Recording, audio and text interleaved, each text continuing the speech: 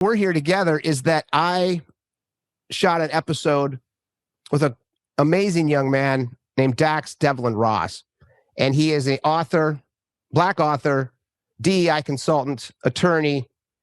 And I wanted to talk about critical race theory. I wanted to understand why it was so predominant in the zeitgeist. And an example at the time, and these numbers have probably gotten bigger, but at the time of my filming with Dax, Fox News had brought up critical race theory 1,300 times in a 90-day period.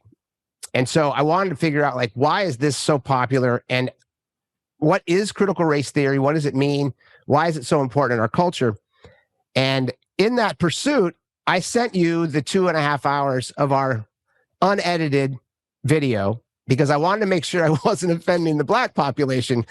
And you had a lot to say. And that's kind of why we decided to jump on this camera together and talk specifically about not only critical race theory, but white solidarity, the Black-white divide as a culture, why we're still here, why we're still fighting over things like teaching critical race theory. And so I want to be somewhat loose in this, but I have framed it around you and I reading some of the same books. So you actually did read Dax's book, which was it was titled Letters to My White Male Friends.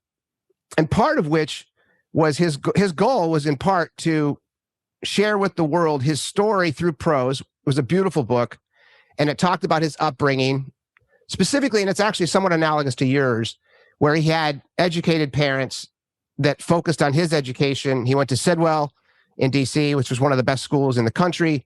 And similar to you and your upbringing, where your folks were educated and they also put you in good schools to make sure that you were, had the best chance possible, obviously, to navigate this thing we call